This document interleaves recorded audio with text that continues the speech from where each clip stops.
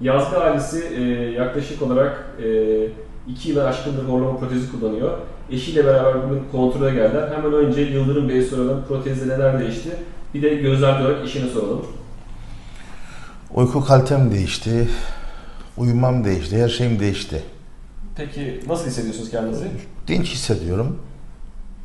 Dinlenmiş olarak kalkıyorum. Başka Bayağı söylemek istediğiniz var mı?